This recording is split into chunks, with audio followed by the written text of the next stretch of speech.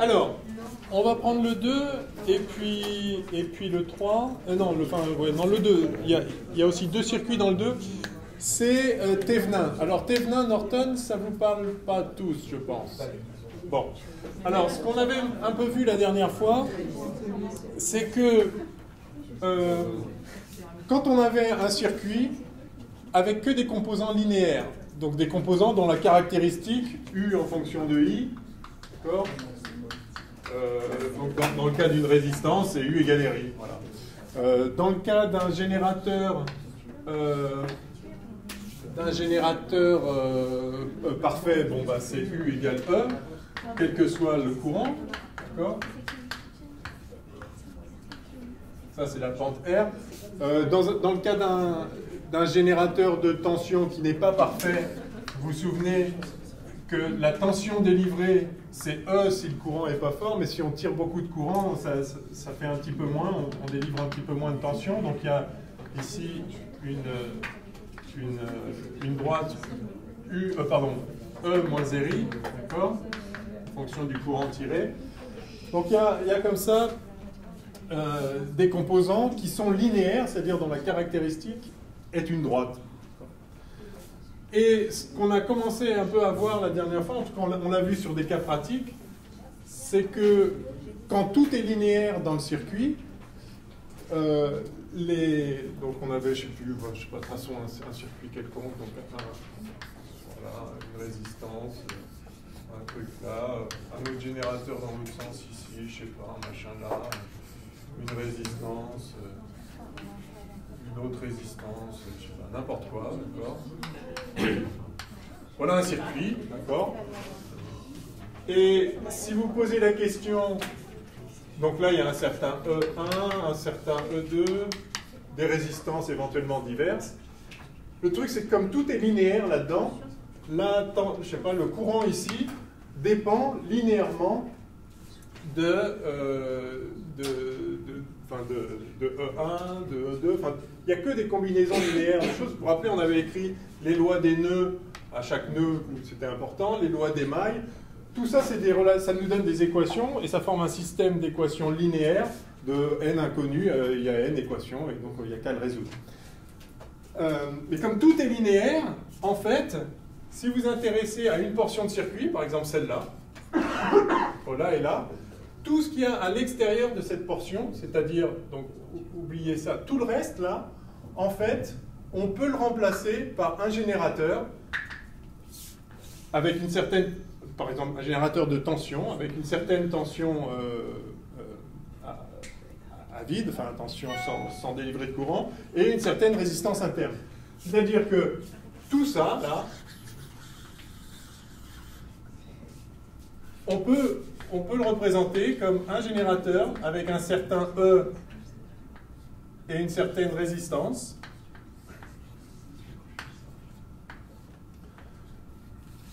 Qui vient alimenter la branche AB.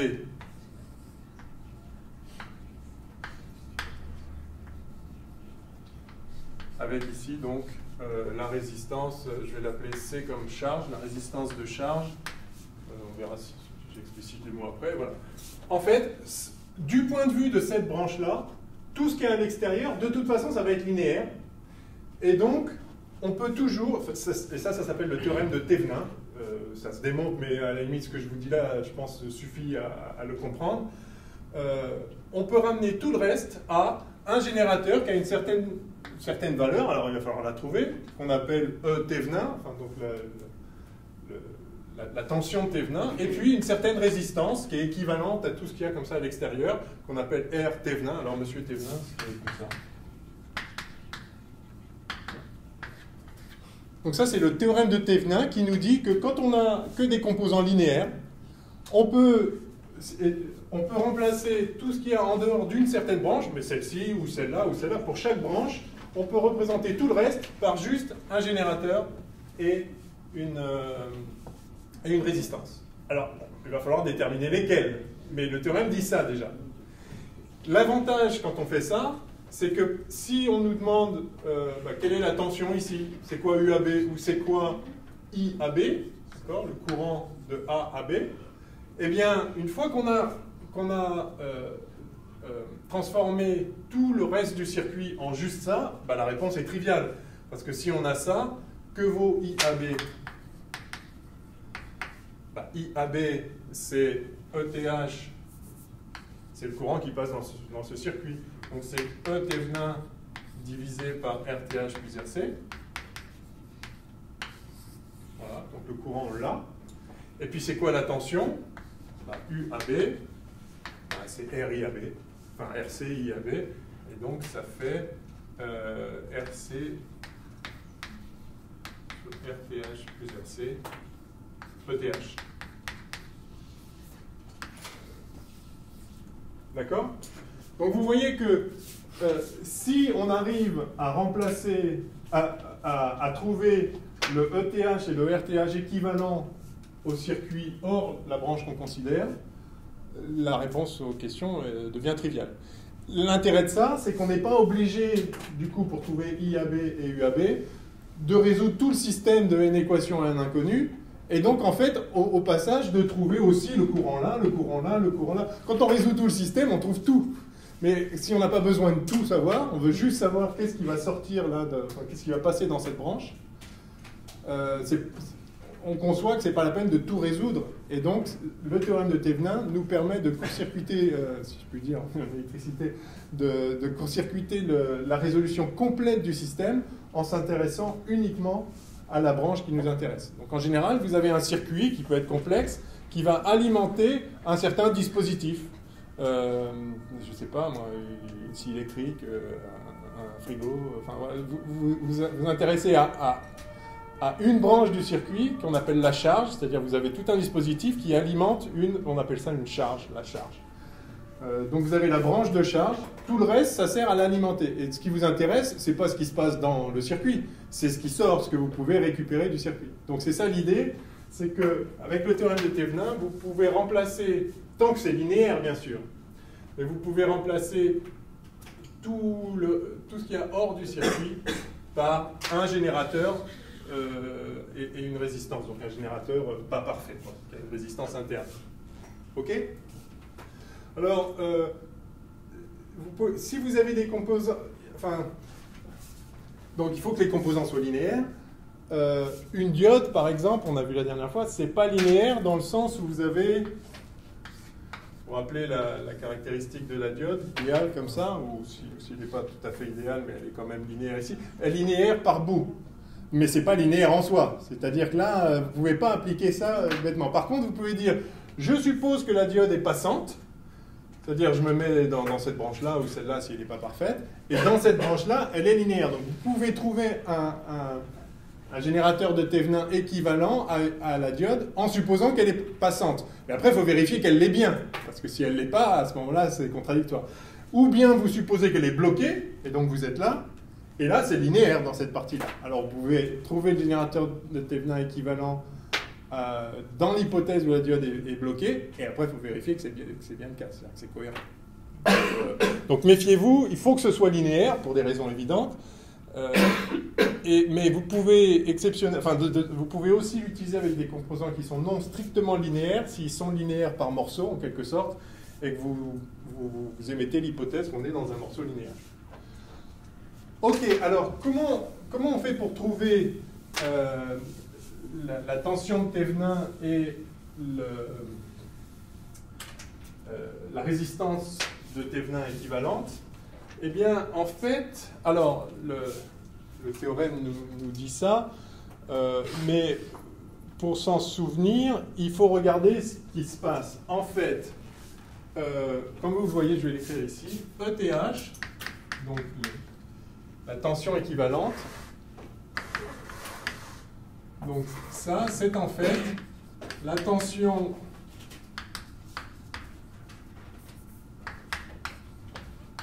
aux bornes, enfin,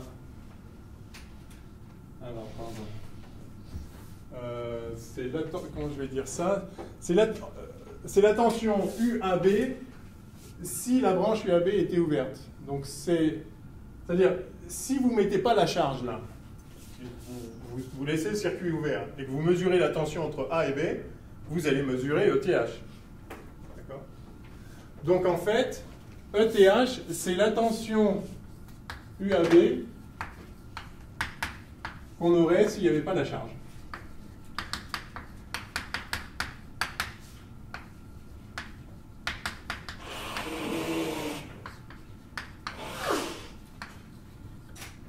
Donc pour l'obtenir, on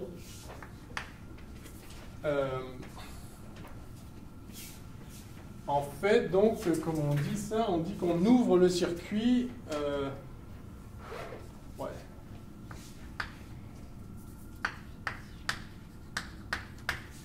On ouvre le circuit entre A et B. On remplace, si vous voulez, on remplace la charge par un fil, par un interrupteur ouvert.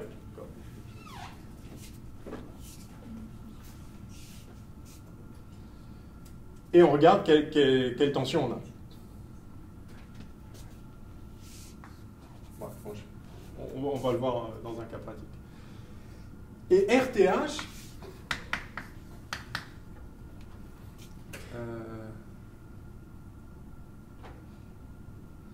je suis en train de réfléchir à un autre truc en même temps. Excusez-moi. Après, on va faire Norton et j'essaie de trouver une formulation qui sera symétrique. Bon, on verra.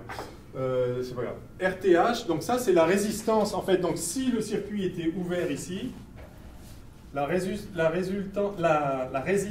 du circuit entre A et B, ce serait RTH.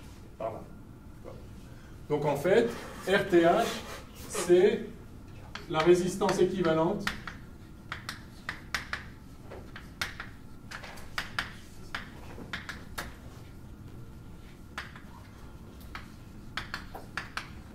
si la branche AB est ouverte.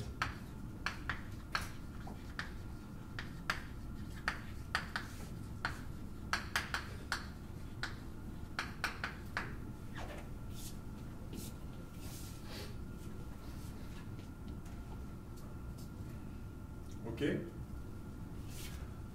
Alors, est-ce qu'on le fait directement sur ce circuit? Quand vous avez plusieurs générateurs,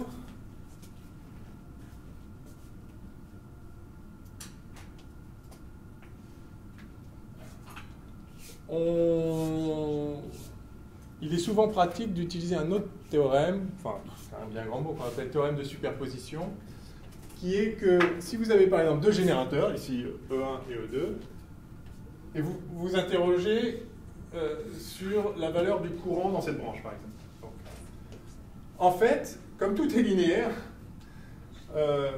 on a ce fameux théorème de superposition qui nous dit que s'il n'y avait pas E2, on aurait un certain courant là. S'il y avait E1 tout seul, si vous voulez, il y aurait un certain courant. Puis s'il y avait E2 tout seul, il y aurait un autre courant. Eh bien, le courant qu'on a quand il y a les deux, c'est la somme des deux courants. D'accord? C'est assez naturel. Si vous avez plusieurs générateurs, vous les prenez un par un, chacun contribue à quelque chose. Et le courant total, c'est la somme des courants que vous auriez avec chacun des générateurs indépendamment. Pareil pour la tension. Tout est linéaire, en fait, c'est ça l'idée. Donc parfois, quand vous avez plusieurs sources, vous avez intérêt, en fait, à les prendre une par une. Si c'est compliqué de les traiter ensemble, vous pouvez les prendre une par une, puis vous faites la somme à la fin. Ils peuvent s'allumer s'ils sont en charge. Alors, oui, alors c'est sûr que si vous avez un circuit comme ça, E1 et E1 dans l'autre sens, en gros, vous pouvez remplacer ça par 0, c'est sûr que là, c'est bon. Effectivement. Mais ça, enfin, un circuit comme ça, ce serait juste un piège, parce que personne ne va s'amuser à faire toujours ça. Mais là, par exemple, E1 et E2 vont contribuer tous les deux à un certain courant là-dedans, et le courant qu'on va avoir à la fin, ça va être juste la somme des deux.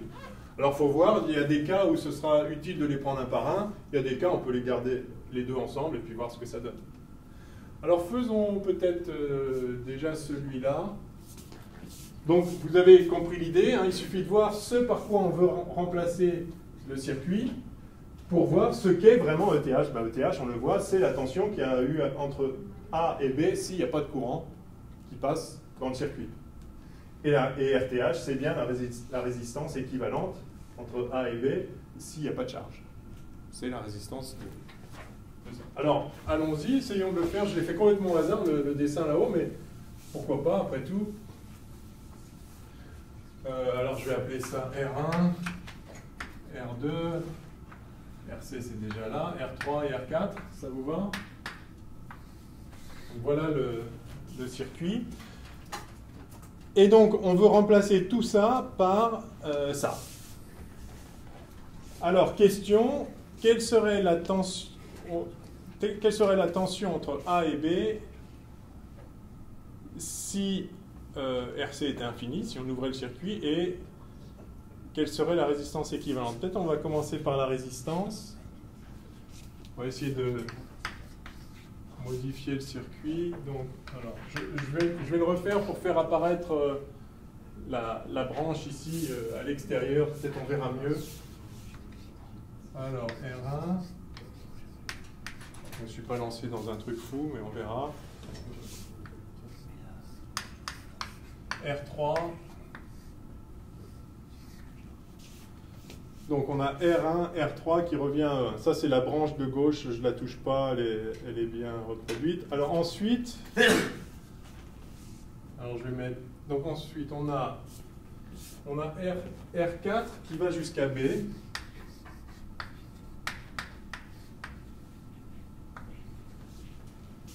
D'accord? Donc ça se présente comme ça. Il y a R4 qui est connecté à la sortie de R3 et au point bas du générateur ici, et qui va jusqu'à B. Donc ça, c'est bien ça.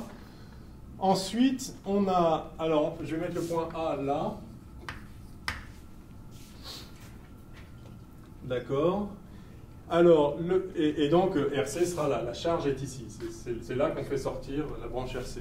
Mais avant, donc le point A, c'est le même que celui-là, d'accord, si on suit les potentiels. Et par contre, il y a entre... Donc ça, c'est le point A est relié à la sortie de R1 et à l'entrée de R3, donc on a ça. Et par contre, ici, on a un point qui est entre... Enfin, on a R2 et E2 qui est entre A et B. Donc entre A et B, donc voilà, vous voyez comment je le fais ici? J'ai en fait aussi R2 là, et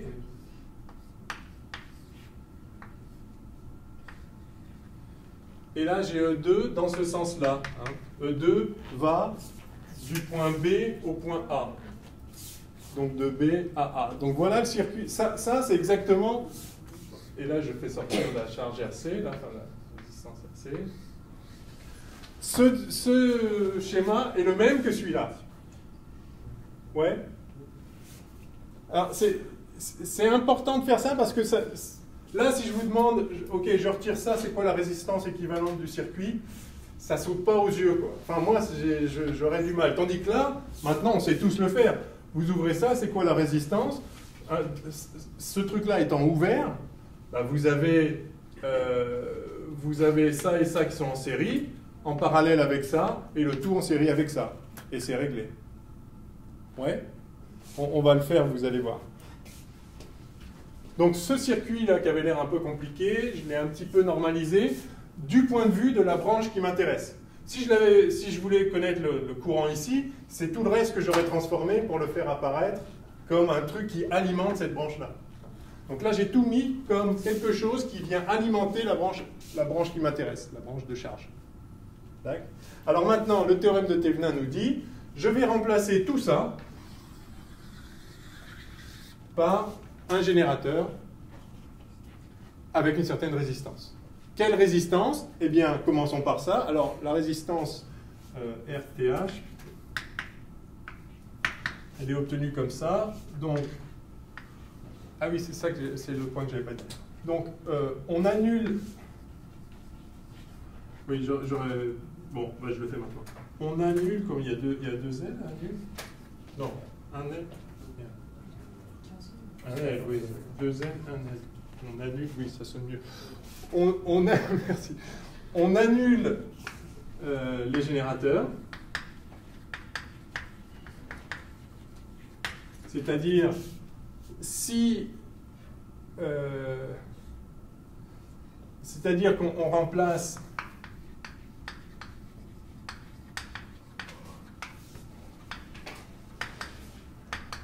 les générateurs de tension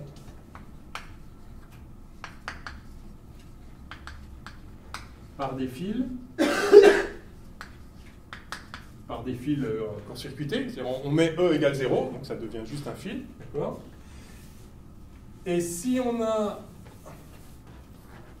Donc les générateurs de tension, on les remplace par des fils. Et les générateurs de courant,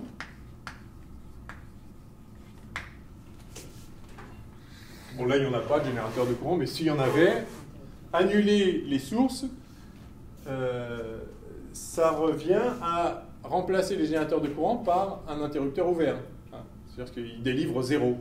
Le courant, le générateur de tension, l'annuler, ça veut dire qu'on lui met 0 comme tension, donc c'est un fil. Et le générateur de courant, on lui met 0, donc c'est un interrupteur ouvert, il n'y aura pas de courant qui passe par des interrupteurs ouverts. Enfin, par on remplace chacun des générateurs de courant par un interrupteur ouvert. Ok. Bon, là, il n'y a que des générateurs de tension. Mais je peux effacer ça, hein, maintenant, on est d'accord, ou bien... Oui, ici. Hein. Allez, c'est bon. Hein. C'est pas toujours trivial de trouver le schéma vraiment équivalent, parce qu'il ne faut pas se tromper quand on fait bouger les résistances le long des fils, etc. Mais bon, les circuits sont déformables du point de vue électrique. Alors, on les annule. Du coup, on a le circuit, il devient ça. R1, R3.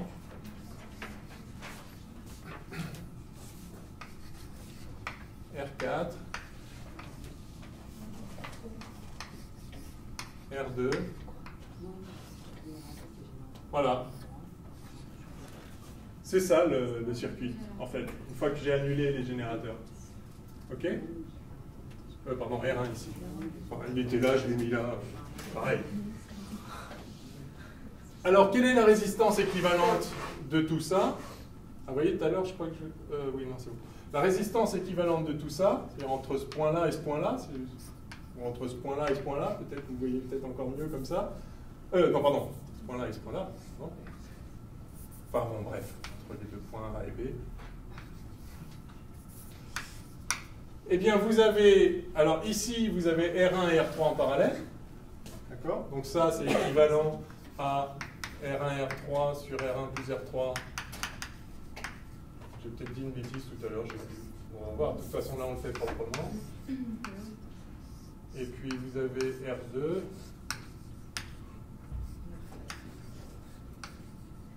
Et R4. Oui, je crois que j'ai dit une bêtise. Ah non, c'est ça. Ouais. Je ne sais plus ce que j'ai dit de toute façon. Donc là, donc ça, c'est équivalent à ça. Et donc ça, vous avez ça et ça en série. Et le tout en parallèle avec R2. Et sur le premier circuit, R1 et R3, ils étaient en série?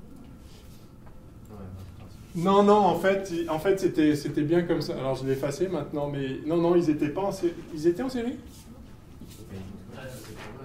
Hein? C'est comme ça?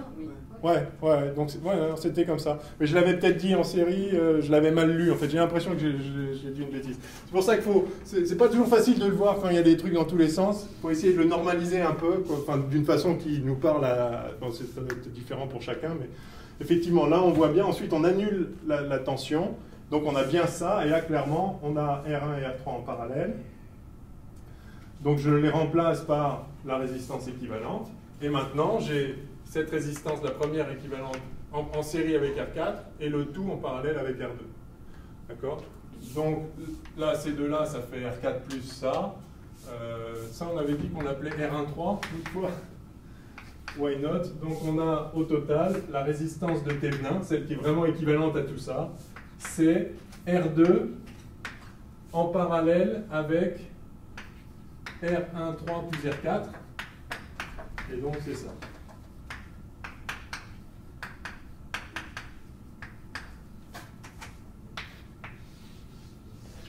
OK?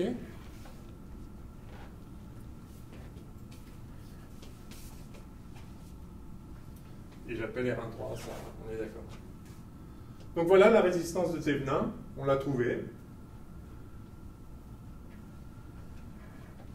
Et maintenant, on va essayer de trouver la tension de Thévenin. Hein. C'est-à-dire, si jamais on ouvre ici, quelle est la tension là? Alors, on va voir ça tout de suite.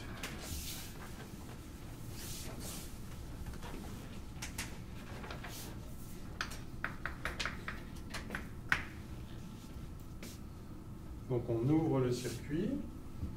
Clac.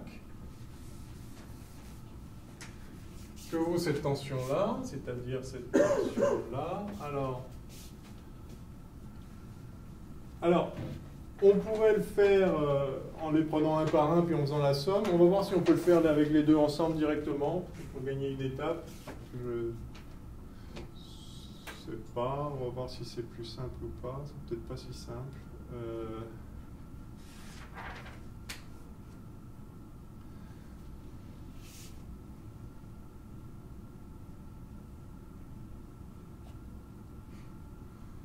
Alors,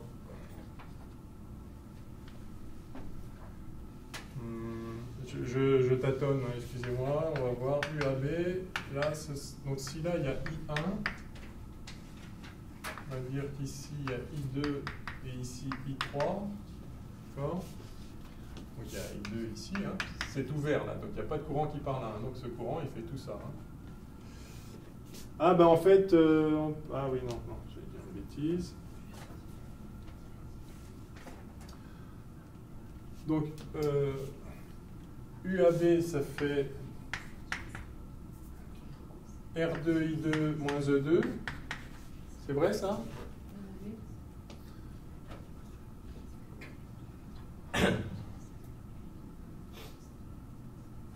Oui. UAB. Non, plus E2. La tension ici, c'est R2I2 plus E2. OK? Alors E2, on l'a, ça fait partie des données. Par contre, on n'a pas I2, mais on a par ailleurs E1 qui vaut R1I1 plus R3I3.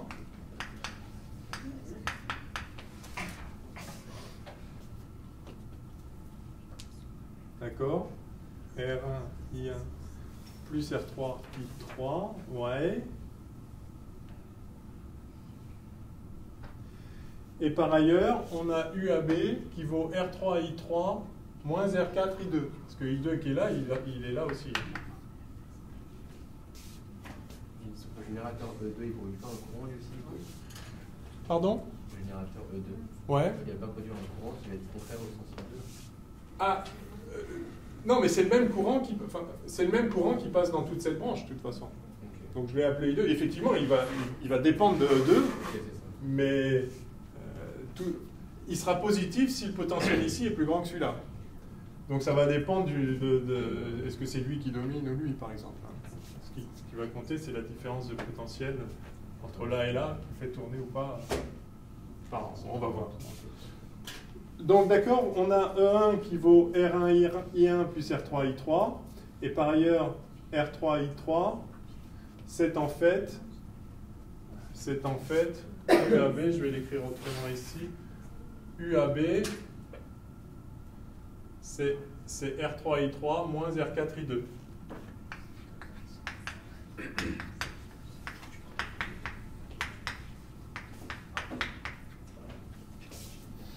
Et puis on a I1 qui vaut I2 plus I3. C'est un peu compliqué, on voulait éviter d'avoir à résoudre des... On voulait éviter d'avoir à résoudre des systèmes linéaires. Alors, on a moins de branches que tout à l'heure, mais on en a encore un peu trop à mon goût. Si on ne se préoccupe pas du courant généré par est-ce qu'on s'en préoccupe? Ah oui, enfin... C'est pas I2 en fait. I2 qui sur la branche... Ce I... Ouais, en fait c'est le I2. De quoi? On ne s'occupe pas de ça en fait. Je comprends pas votre question. Bah, c'est un générateur en E2. Ouais, un générateur de tension. Ah d'accord. Ouais. Il génère E2. D'accord. Après, finalement, et j'appelle I2 le courant qui va passer là. Le sens des... Ah, ça se trouve, I2 est négatif. Ouais, d'accord. Ouais, I2 est peut-être bien négatif, absolument. Oui. Juste, je l'oriente. Ouais. I2 peut être négatif. En l'occurrence, si E2 est énorme, il va être négatif. Maintenant, s'il est petit et que lui est énorme, ça va sans doute être... Voilà. Donc on ne sait pas, donc, mais juste il y a une convention de sens aussi. Alors R3 et I3 moins R4. Ce qui m'embête, donc là on peut le résoudre, hein, et par ailleurs on a I1 égale I2 plus I3. Et là on peut résoudre ça et on va trouver UAB. Hein. Mais ça m'embête parce que je voulais justement éviter d'avoir à résoudre des systèmes d'équations, plusieurs équations à plusieurs inconnus, c'est l'idée de Thévenin. Et du coup je trouve que c'est un peu dommage. On a simplifié une partie du problème, mais je suis en train d'essayer de voir si on ne peut pas le simplifier vraiment complètement.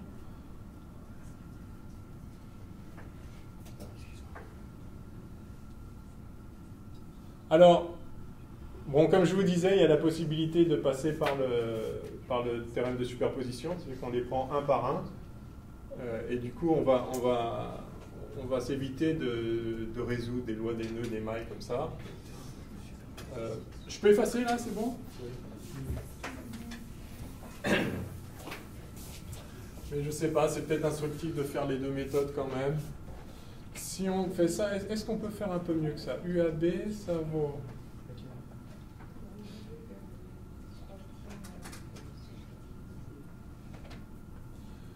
Donc on a ça qui est égal à ça.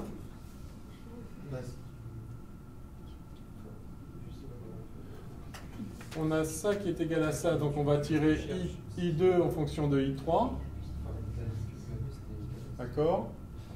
Après...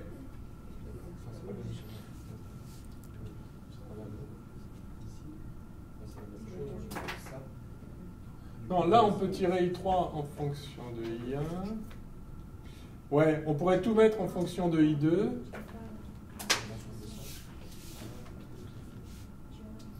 Oui, ça va marcher, c'est un système de 3 équations à 3 inconnus, là. Enfin, 4 équations avec 4 inconnus. I1, I2, I3. Si je remplace I1 là-dedans, je vais avoir...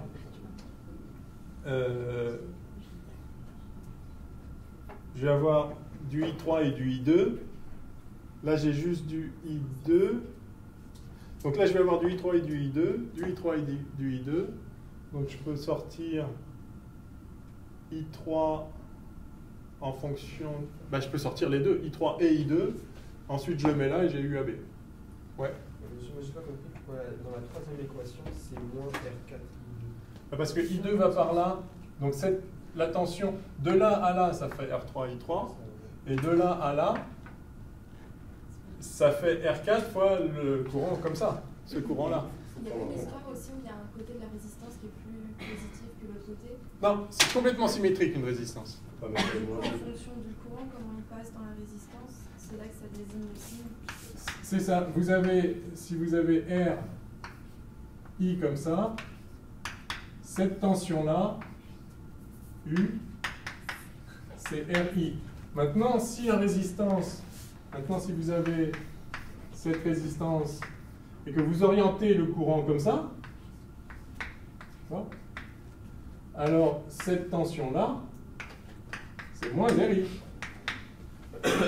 Le RI, c'est dans le sens du courant. D'accord? Donc là, le courant, il va par là. Enfin, c'est pas il va par là, je l'oriente par là. Maintenant, s'il est négatif, il ira dans l'autre sens. Mais U, c'est là, tel que je l'ai écrit là, U, c'est moins RI. Parce que ce U là, c'est moins R, ce I là. Ça, c'est important. Hein. Quand on écrit U égale RI, c'est pour ça qu'il ne faut pas apprendre par cœur les formules. Quand on écrit U égale RI, c'est la chute de tension entre l'amont et l'aval. D'accord ?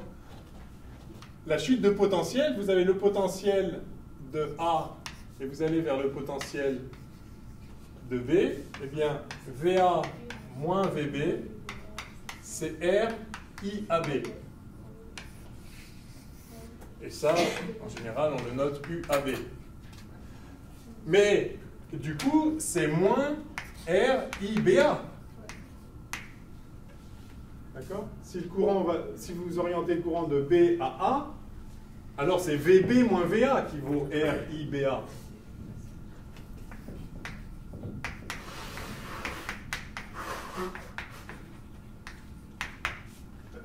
Et ça, on le note UBA. Donc plutôt qu'apprendre U égale RI, apprenez UAB égale RIAB. Est-ce que ça répond à la question? C'était vous qui l'a posée, je ne sais plus. Non, oui. Ça répond? Oui, oui, oui. Ok. Donc quand on va de là à là, la chute de potentiel, c'est R4 fois ce courant-là. Et ce courant-là, c'est moins I2. Donc, c'est moins R4I2. Ok? Ok. Alors.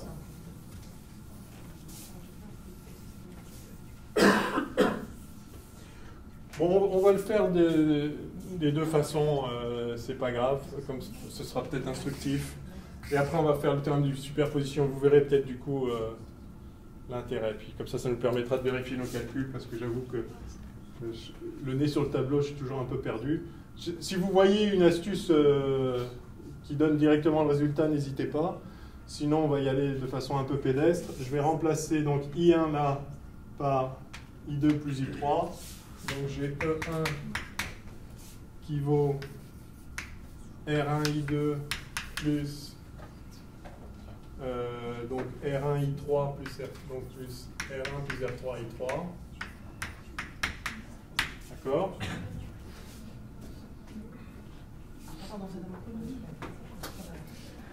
Et puis j'ai UAB qui vaut moins R4I2 plus R3I3.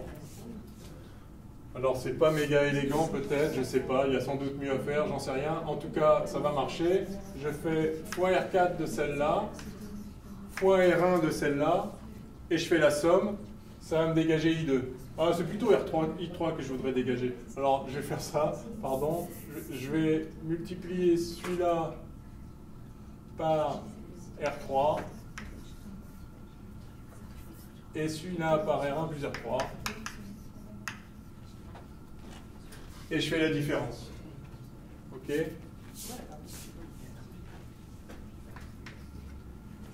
Je fais R3 fois ça, moins R1 plus R3 fois ça, ça va dégager le I3. Donc j'aurai I2 en fonction de ce que je veux, et je le remplace là, et j'aurai UAB en fonction de tout le reste. Ok?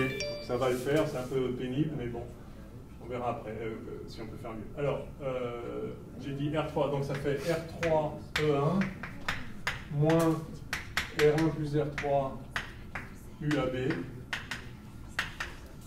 qui est égal à R1 R3 plus R4 facteur de R1 plus R3 I2. D'accord? Donc j'ai I2 qui vaut un truc, je le mets là et j'ai UAB. Et c'est la réponse que je cherche. Un peu chiant, mais... Donc j'ai R2 fois ça, donc j'ai finalement UAB. Oh là là, c'est pénible. Qu'est-ce que c'est pénible? On le fait quand même? Ouais. Donc je vais écrire que ça, c'est R1 R3 plus R4 facteur de R1 plus R3. Tout ça fois UAB sur R2 moins E2.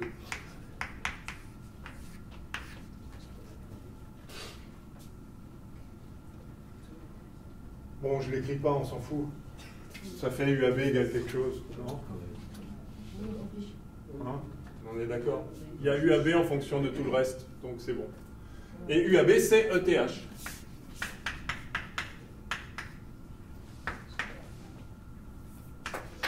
Par définition. C'est la tension entre A et B quand le circuit est ouvert.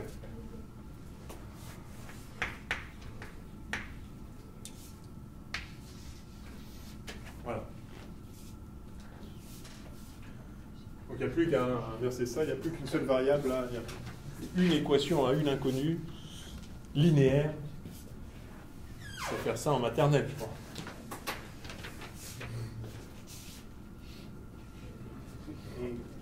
Ouais. Les deux équations où il y a UAB là. Voilà. La deuxième, c'est obtenu en faisant. Celle-là, j'ai fait ça plus ça. D'accord. Attention là. J'ai fait cette branche-là d'un côté et de l'autre celle-là.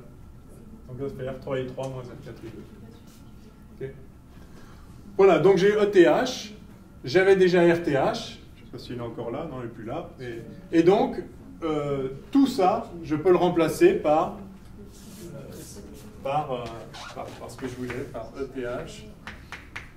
Donc ce truc-là qu'on n'a juste pas fini d'écrire, et RTH.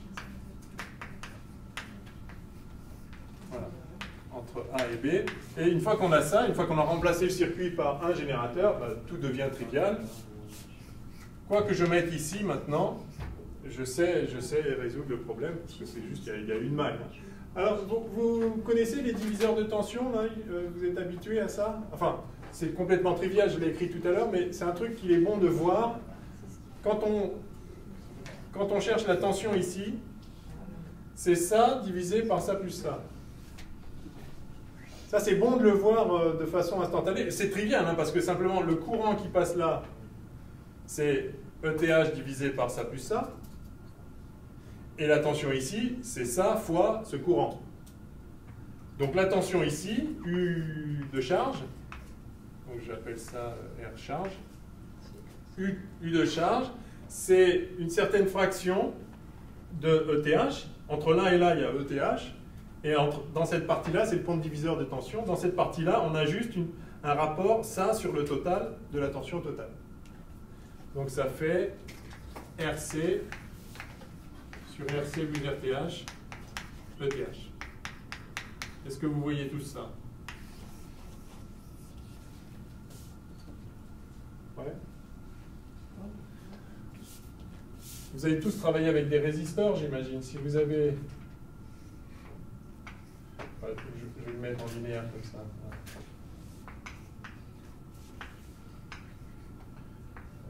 RA et RB. Et ici, vous avez une tension, une chute de potentiel totale, U. La chute de potentiel là, et la chute de potentiel là sont dans le même rapport que RA et RB. C'est-à-dire, ici, vous avez RAU sur RA plus RB. Et ici, vous avez RBU sur RA plus RB. D'accord ? Vous avez une chute globale de U, vous avez une première fraction jusque-là, puis une autre fraction jusque-là. C'est juste linéaire. Donc c'est exactement ce qu'on a ici. Quand vous... c'est la même courbée. Si vous le redressez, vous voyez qu'ici, vous avez comme fraction ça divisé par le total de la chute de potentiel globale. OK ? Ça s'appelle un compte diviseur de tension. Vous divisez la tension en deux parties. Ici, vous avez RTH sur ETH plus RTH sur RTH plus RC, et là vous avez RC sur RTH plus RC. Alors on va le faire, je pense que ça va être instructif de le faire avec le principe de superposition, parce que là vous voyez qu'on a encore des trucs à résoudre, c'est un petit peu chiant. Je vais le faire avec le... Si on n'avait qu'un seul générateur, on sent que ce serait beaucoup plus facile, alors on va le faire. Et je vais même laisser ça, on va voir si on retrouve les mêmes trucs. Je peux effacer ça, c'est bon. Alors, principe de superposition, je prends les sources les unes après les autres. Donc on va commencer par E1, avec E1 seul, générateur E1 seulement. Donc ça veut dire que je remplace ça par un fil. Il n'y est plus là, il n'est plus là. Il fournit 0 celui-là. Alors du coup, que vaut UAB? Bah, UAB, c'est une fraction de ça. On a effectivement un diviseur de tension, là par exemple. Vous voyez que UAB, je vais refaire le circuit. C'est E1, R1. Et puis là, s'il n'y a pas ça, tout ça, c'est juste R2 et R4 en série, le tout en parallèle avec R3. Donc ça, c'est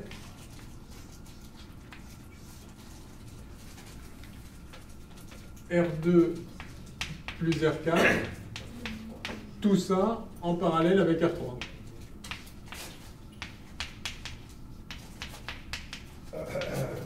Ok? Vous voyez ça? Si j'ai pas E2, voilà mon circuit. Ouais. Et donc, quelle est la tension UAB?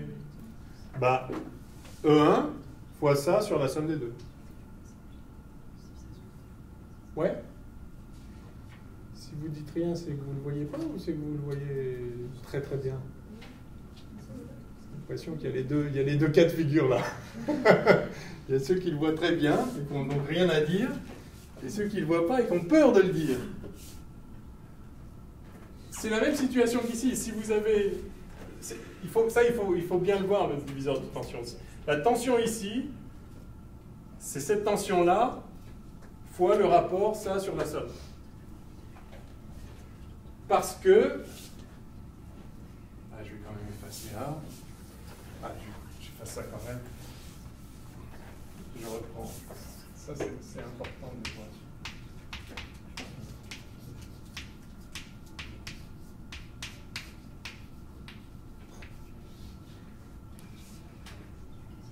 Le courant, là, je l'appelle I.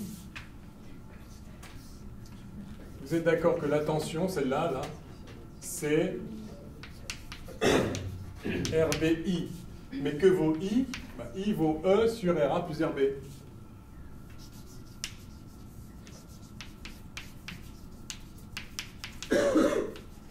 Je peux donc réécrire RB sur RA plus RB. E. Donc au bord d'une partie de la chaîne de résistance, vous prélevez une fraction de la tension totale. Cette fraction, c'est la résistance où vous regardez divisée par la somme de tout le reste. Okay? S'il y avait une autre résistance là, RC, que vaudrait U? U vaudrait RB sur RA plus RB plus RC de E. Vous prélevez une fraction de la chaîne des résistances, enfin une fraction de la tension qui correspond à la fraction de la chaîne de résistance que vous avez. Parce que tout est linéaire, parce que I, c'est E sur la somme des résistances.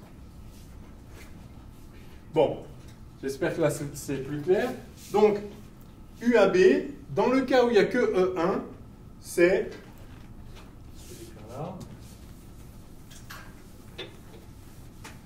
Je vais l'appeler UAB indice 1, ou UAB exposant 1 comme ça, je ne sais pas.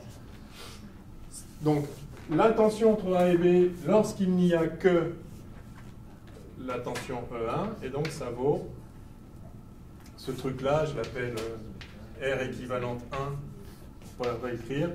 Ça fait R équivalente 1 sur R1 plus R équivalente 1 fois E1.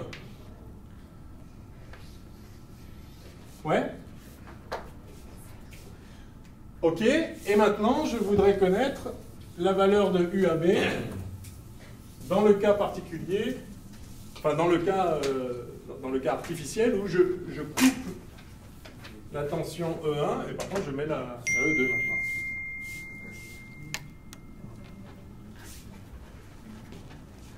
Donc maintenant c'est lui que je court-circuite.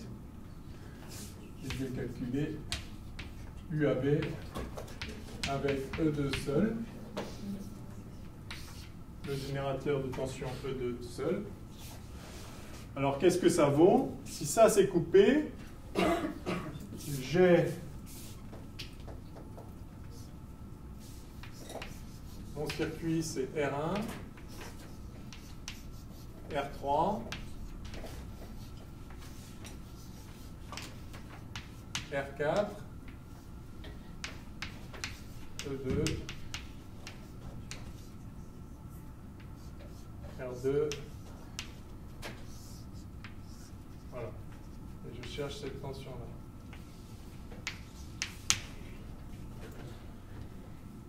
Ok? Bon, bah c'est très simple. tout ça, c'est R3 parallèle avec R1 plus R4. Et donc ce circuit, c'est en fait une seule résistance, enfin, c'est équivalent à une seule résistance.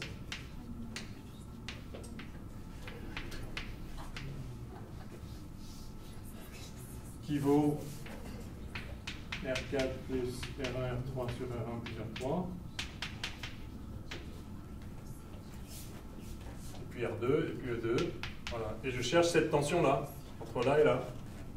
Ben, on a un diviseur de tension, dans l'autre sens, là. Cette tension-là, c'est la fraction de E2, qui est ça, divisé par la somme des deux. Ouais? Bien. Et donc, UAB exposant 2, là, ça vaut donc R4, bon, je vais l'appeler ça R équivalent 2, d'accord? Donc ça fait R équivalent 2 sur R2 plus R équivalent 2, d'accord? C'est ça sur tac tac, de E2.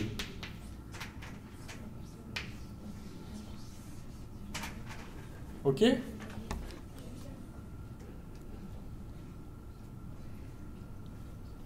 Bon, je comprends.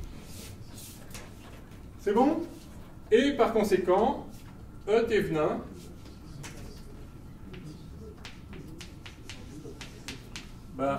par définition, c'est UAB dans ces conditions-là. Et donc, c'est la somme des deux UAB qu'on a lorsque chacun des deux générateurs est allumé exclusivement à l'exclusion de l'autre. Si vous aviez 4 générateurs, vous pouvez les prendre un par un aussi. Voilà, donc normalement, donc là on l'a, vous voyez que c'était quand même, je pense que c'était quand même plus rapide comme ça qu'en résolvant le truc à le système de 3 ou 4 équations à 4 inconnues. Surtout, vous voyez qu'en fait, on peut complètement éviter de résoudre des systèmes d'équations. En prenant les générateurs un par un, vous calculez juste des résistances équivalentes. Et ça, c'est facile. Des trucs en série ou en parallèle. Bon, il n'y aura jamais rien d'autre que ça. Hein. Les résistances, elles sont soit en série, soit en parallèle. Après, vous avez des combinaisons de tout ça. Donc, vous allez chercher la résistance équivalente. Après, vous avez un diviseur de tension avec votre générateur. Et puis, le tour est joué. OK ? Et une fois qu'on a la tension de Thévenin, ben voilà, le problème est fini. On a la résistance de Thévenin et la tension de Thévenin, et c'est terminé. All right? Yeah. Good. Je peux effacer? Pas tout à fait. Bon, c'était une illustration. On considère qu'on a démontré Thévenin au passage, je sais pas. Enfin, je vous ai donné des arguments de linéarité qui je pense, sont suffisants, hein, puisque le but, c'est de, pour rappeler la philosophie, le but, c'est, une fois qu'on a compris que le problème, on peut toujours le résoudre en écrivant les lois des nœuds, les lois des mailles, on n'a que des équations linéaires, donc on a un système linéaire de n équations à n inconnues, soit on le résout complètement et on a toutes les valeurs de toutes les tensions et tous les courants partout, mais si on ne nous demande pas ça, juste on veut savoir ce qui se passe dans une branche, celle qu'on va utiliser par exemple, eh bien on peut transformer tout le reste en un générateur avec une certaine tension et une certaine résistance équivalente, et puis après il faut chercher ces deux valeurs-là, et c'est tout. Mais c'est plus facile de faire ça que de résoudre tout le système. Alors évidemment, quand il y a deux mailles, bon, bah, finalement c'est aussi rapide sans doute. Après ça dépend de l'habitude qu'on a à chercher des générateurs équivalents, mais quand il y a deux mailles, tout est facile, tout est rapide. Mais si c'est un peu plus compliqué, là, ce problème-là, l'air de rien, parce que vous voyez qu'on a des expressions qui sont vite un peu chiantes, mais sauf que comme on a fait comme ça, on les a tout de suite bien, puis il n'y a pas à les repasser de la droite à gauche. Enfin, on peut nettement moins facilement se tromper en faisant ça qu'en résolvant vraiment tout le système, qui était en l'occurrence assez compliqué. Alors Norton maintenant, il y a l'équivalent, on a vu qu'on pouvait donc remplacer tout le circuit à l'extérieur d'une branche par un générateur de tension avec une résistance. On peut aussi remplacer tout le générateur à l'extérieur d'une branche par un générateur de courant en parallèle avec une résistance. Donc un générateur de courant non idéal. Et ça, c'est le théorème de Norton. Donc ça correspond ça consiste simplement à transformer le générateur E Thevenin. Je vais le faire comme ça.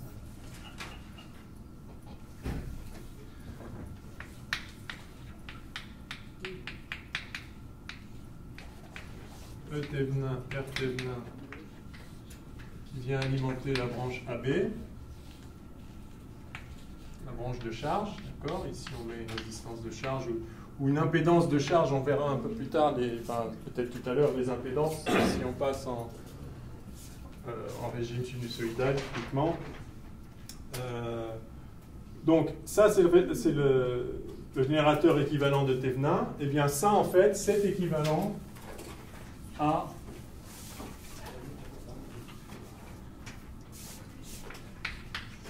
quand je dis c'est équivalent du point de vue de la branche AC, bien sûr. C'est équivalent à un générateur de courant I Norton en parallèle avec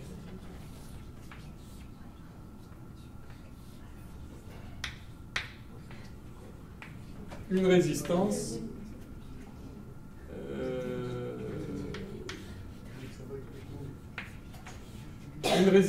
de Norton. Voilà.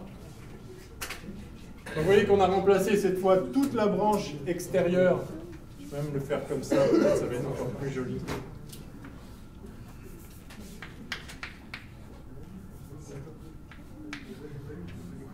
Je ne sais pas si vous préférez comme ça. Donc ça, c'est un générateur de tension non idéal équivalent. Et ça, c'est le générateur de courant non idéal équivalent à tout le circuit hors de la branche AB. Alors, oui. C'est comme ça qu'on représente un générateur de courant. Parfait. Donc ça fournit le courant IN.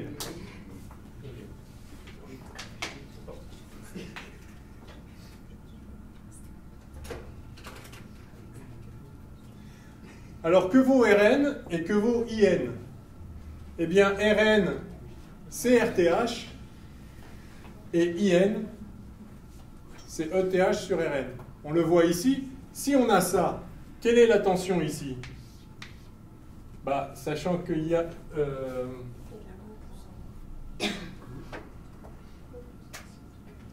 Oui, non, c'est si on ouvre... Alors...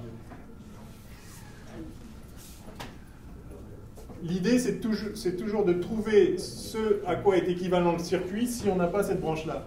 Donc si j'ouvre cette branche-là, quelle est la tension entre A et B?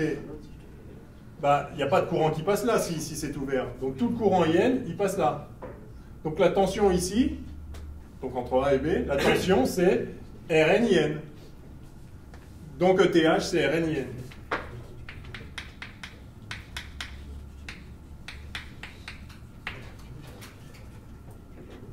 Et que vaut Rn?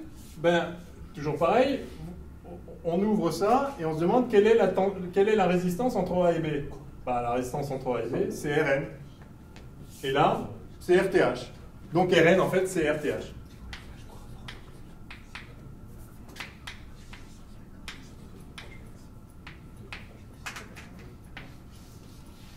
Donc tout le circuit hors de la branche qui nous intéresse peut être remplacé soit par un générateur de tension non parfait avec une résistance interne de Thevenin, soit par un générateur de courant non parfait avec une résistance interne de Norton.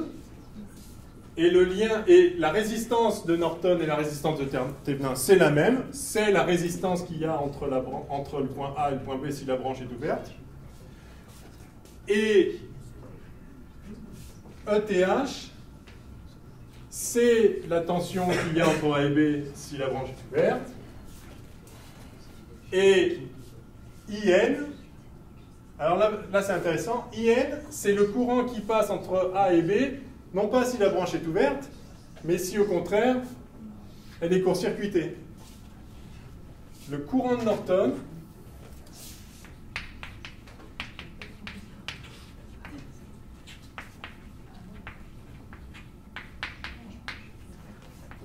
c'est le courant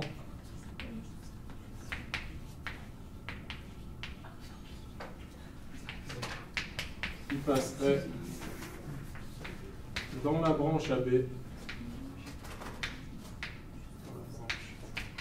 dans la branche de charge, hein, si elle était court-circuitée.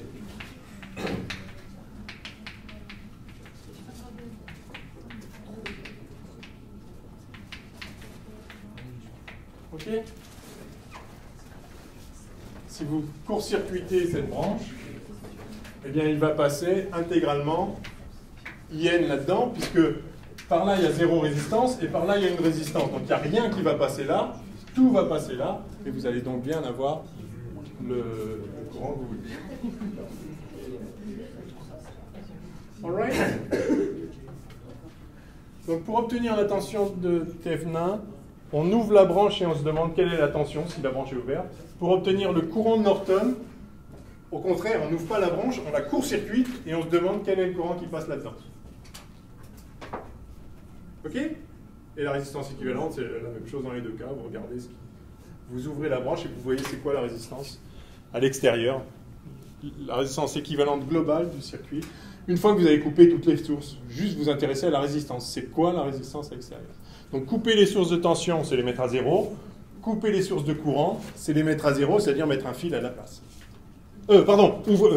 Ouvrir le circuit. Ouvrir le circuit qu'il n'y ait pas de courant qui passe. Mettre la source de courant à zéro. Bon, bah, c'est pas mal. Est-ce qu'on fait un exo? Oui. Oui. Alors, exercice 2, hein, théorème de Thevenin, c'est parti, quoi. Allez. Ah, pardon, juste la ligne, ok.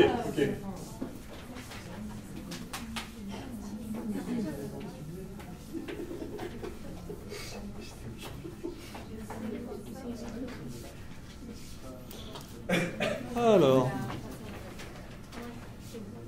Bon, en fait, il y a deux circuits, hein, c'est deux exos dans le même. Je ne sais pas par lequel on commence. On va aller par le premier. Alors. Donc là, on a une espèce de pont. Alors, une résistance A. Une résistance B.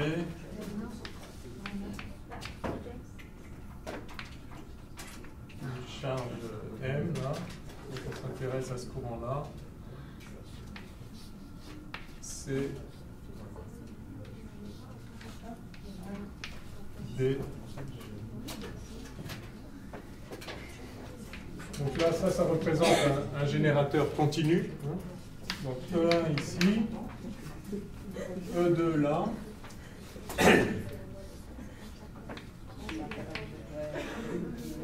Et puis E3.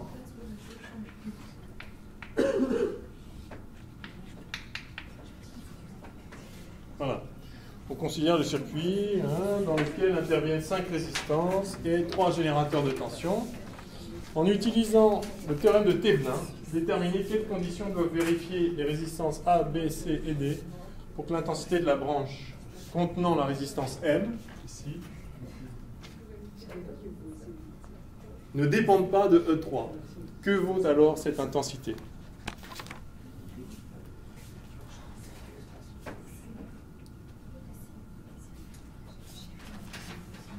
Je peux effacer là maintenant, c'est bon? Ouais.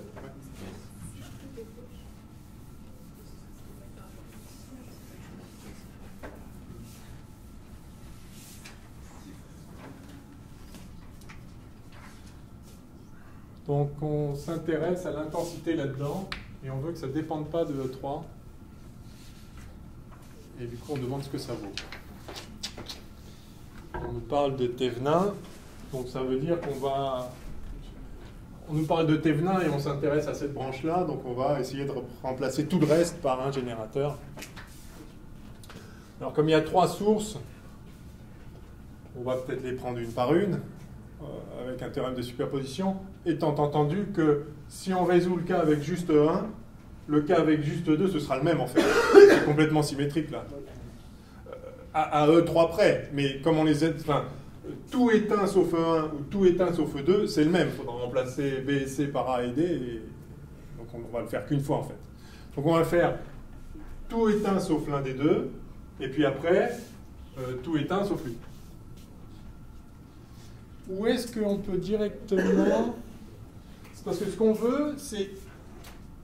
On cherche I... Ah oui, s'il faudra les deux. On veut que I soit indépendant de E3, c'est-à-dire que si on met E3, ça ne doit rien changer. Enfin, ça doit faire I égale 0, pardon. C'est ça qu'on veut en fait. Que I ne dépende que de 1 et E2. C'est-à-dire que quelle que soit la valeur de E3, c'est le même I. C'est-à-dire que si on met que E3, comme I en fait, ça va être le I dans la branche là, ça va être I dans le cas où il n'y a que E1, plus I dans le cas où il n'y a que E2, plus I dans le cas où il n'y a que E3. Et on veut que ça ne dépende pas de ça. Enfin, que I ne dépende pas de E3. Donc on veut que ça soit égal à 0 en fait. Donc si on nous demandait que ça, il n'y aurait probablement pas besoin de chercher à savoir ce que c'est ça. Mais vu qu'on nous demande non seulement la condition pour que I ne dépende pas de E3, mais aussi ce que ça vaut I dans ce cas-là, alors il faudra aussi calculer ça. Donc il va falloir en fait tout faire. Peut-être on peut commencer par la condition, en fait, I ne dépend pas de E3, c'est-à-dire qu'on met que E3 et on veut que I soit nul. Ok? Alors, donc vous êtes d'accord sur la stratégie? On veut I et on va le faire un par un, sachant que ces deux-là c'est le même. Et ça va nous donner l'autre condition. Alors, donc premier cas, enfin c'est pas un cas, c'est comment on va dire ça? Oh, le calcul de I3. Comment je vais dire? Ouais. On veut, en fait, voilà, on veut I3 égale 0. Donc je vais refaire le schéma dans le cas où il n'y a que I3. Où il n'y a que E3. Du coup. Donc je remplace les deux autres par des fils, tension nulle. Donc j'ai A, B, D, C. Là j'ai ma branche. Et là, j'ai mon générateur E3.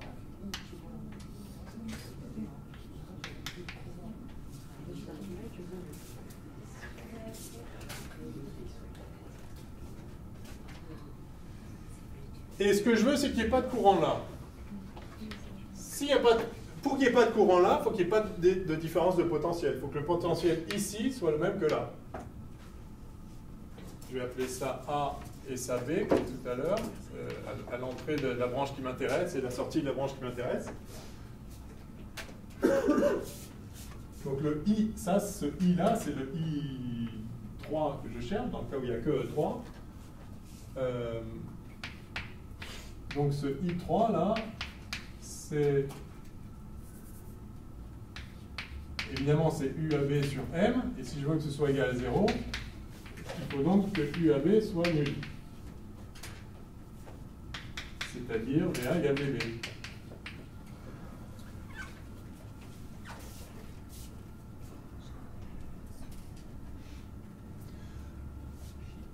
Eh bien, c'est facile. On va redessiner un peu, on va reshaper un peu le circuit là pour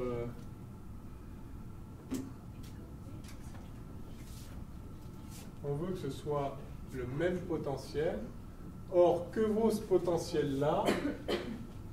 Alors, ouais, je vais le mettre comme ça.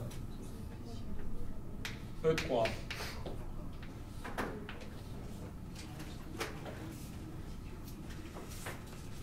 Le plus, il va sur D.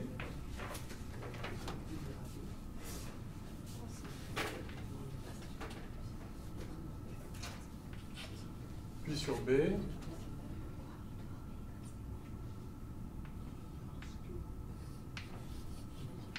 Puis sur C.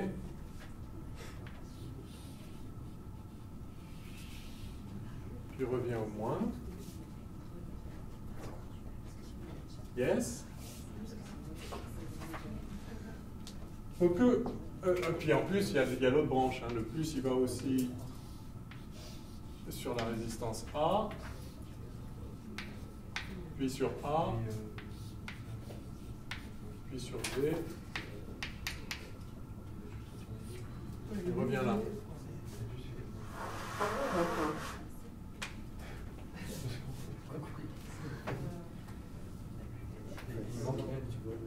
Oui, il manque M, mais il n'y a pas de courant qui passe là, donc c'est comme si c'était ouvert.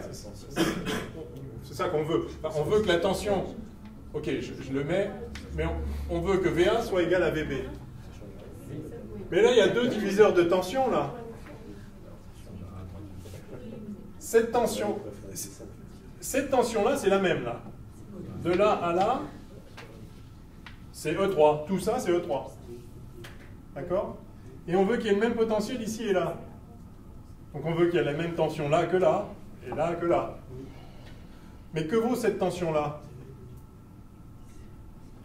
Tout ça, c'est E3.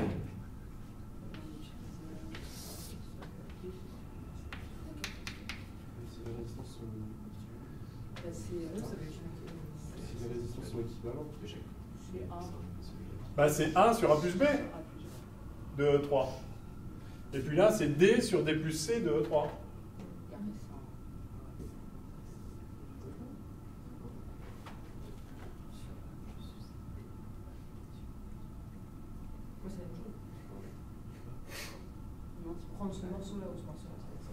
Il n'y a pas la résistance entre AB.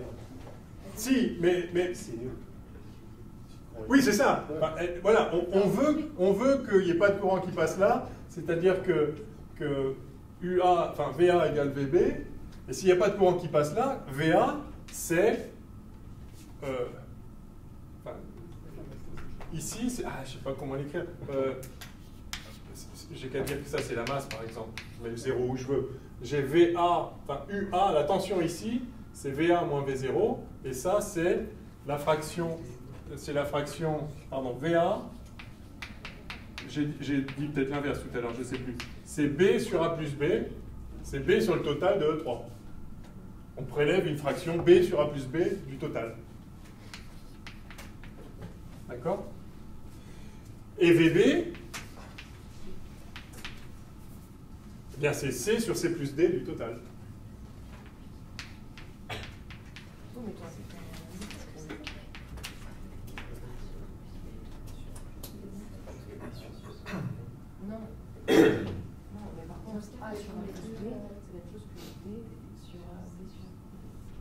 Oui, A sur A plus B, c'est D sur D plus C. On peut le voir dans un sens ou dans l'autre. Ça va être C équivalent. Ça c'est A sur A plus B sur 3, c'est VA, ça peut être aussi... A sur A plus B. Ah, ça dépend où je mets le 0. Si je mets 0 ici, VA, c'est cette tension-là. Vu qu'on a un courant continu avec le plus et le moins, j'ai mis la masse sur le moins, mais je peux... Enfin, c'est une convention. Mais ça, on trouverait évidemment la même chose. Je peux effacer ça.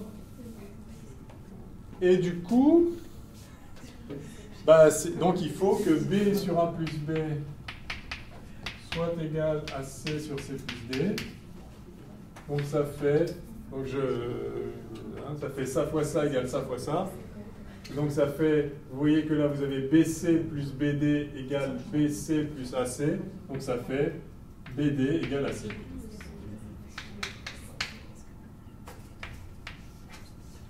Donc I3 égale 0 équivaut à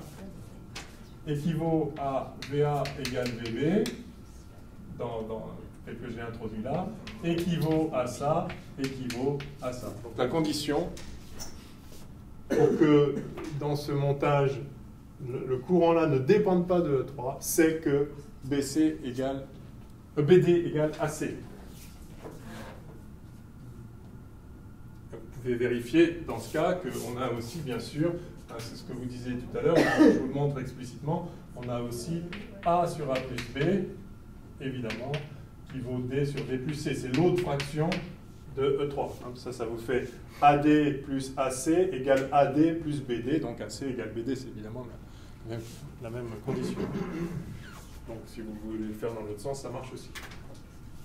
Voilà, alors ça on dit que le pont est équilibré, quand c'est comme ça on appelle ça un pont. Et on dit qu'il est équilibré, enfin c'est une condition assez classique, le pont de Wien, je sais pas, ça vous rappelle des choses, vous avez déjà dû faire des tas d'exos là-dessus.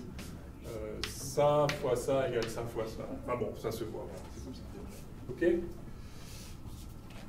Alors ça répond à la deuxième partie de la question, ou la première, je sais pas, et maintenant on veut savoir que vaut I, du coup, en fonction de 1 et E2.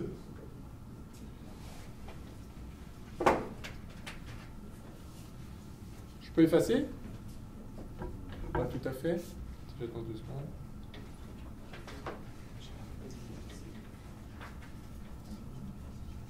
Vous avez une question? Non? Vous avez dit que c'était quoi? On avait A fois C égale AC. AC égale B fois D. Enfin, c'est ce qu'on trouve, hein. Et c'est assez classique quand vous avez un pont comme ça. Il n'y a pas de courant qui passe là, si jamais c'est bien équilibré. Je crois que ça s'appelle le pont de Wien, ça, non? C'est pas ça, le pont de Wien? Je ne suis pas très fort en électrocinétique, excusez-moi, mais je crois que c'est ce qu'on appelle un pont de Wien, c'est juste comme ça. Ça vous dit rien, ça? Enfin, vérifiez quand même, mais je crois que c'est comme ça qu'on dit. Au pont de... Il n'y a pas un pont de Whetstone? Ah, pardon? Ça vous rappelle quelque chose, ouais. Mais moi aussi. Mais je crois que ça, on appelle ça un pont de Wien. Mais il y a le pont de Whetstone aussi. C'est peut-être le pont de Whetstone. Peut-être pont de Whetstone aussi. Whetstone, je crois. W-H-E-A-T-S-O-N, un truc comme ça. Donc c'est peut-être pas ça, je sais plus. Excusez-moi, je devrais peut-être savoir. Demandez à vos profs de chimie. Pas de chimie, non, mais ceux qui font les montages, là, ceux qui ont l'habitude de vraiment de travailler pour de... Pont de Whetstone, hein, c'est ça? Ouais, c'est Whetstone. W-H-E-A-T-S-O-N, c'est ça? Ouais. Comme ça, non? Avec un E. Non. Avec un E à la fin, c'est pas Stone. Hein? Enfin, moi j'ai ça. Hein. T-S-T, ouais, Whetstone. Whetstone avec un... Ah oui, bien vu. Whetstone. Ouais, vous voyez, je suis vraiment loin du compte, là.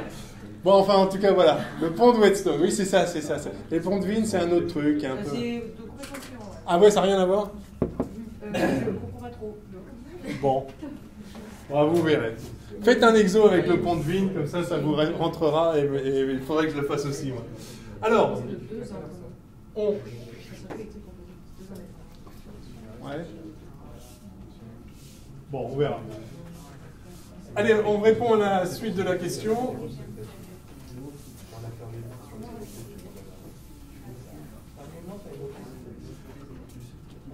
Donc maintenant, on va calculer I1. C'est-à-dire, on va regarder ce que vaut I quand il n'y a que ce générateur-là. Donc je fais le circuit. Comme ça. E1. Alors on a A, la résistance A, ou l'impédance A. Donc on a ensuite... allez, je vais le faire d'abord comme ça sans trop réfléchir, et on verra après. M, B, E2, je le court-circuite. Hein. D,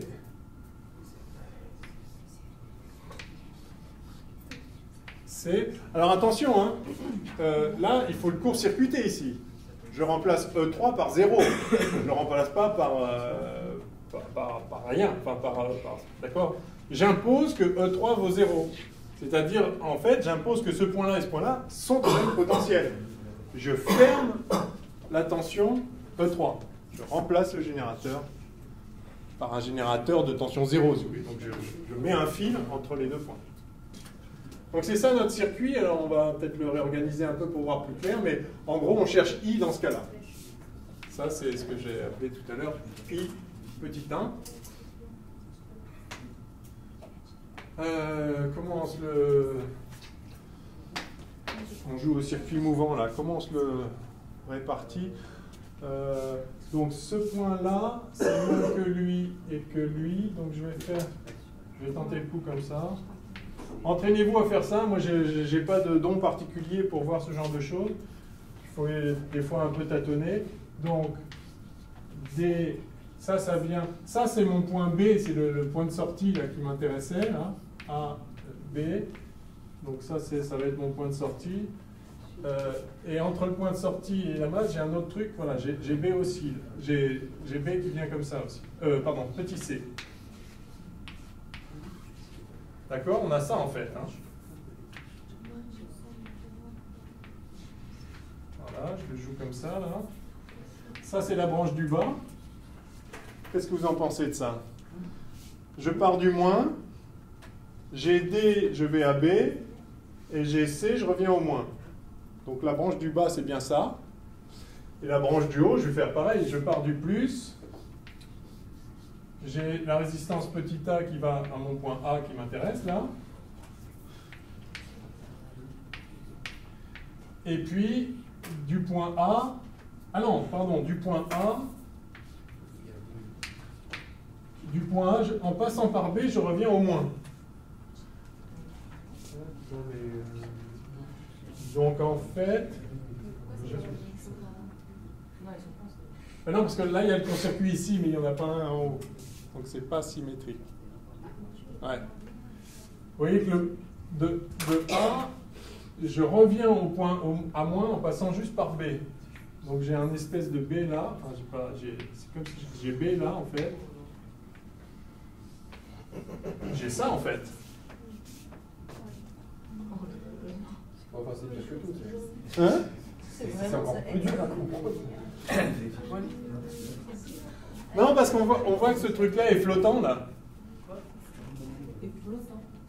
Si le circuit est ouvert, là, il y a un bout de circuit qui est dans le vide là.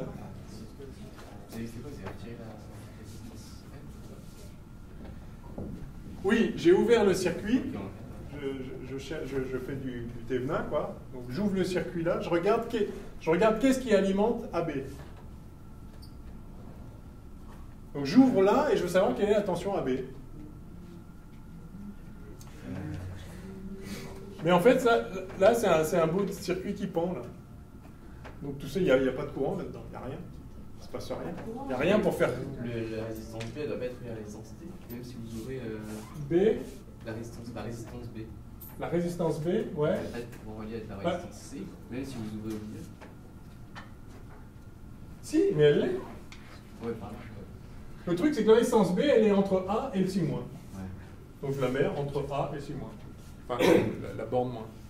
Mais oui, elle est liée par là, Ouais, en fait. Mais en le faisant comme ça, on voit que ça, c'est un bout de circuit qui pendouille. Il n'y a pas de courant là-dedans, en fait.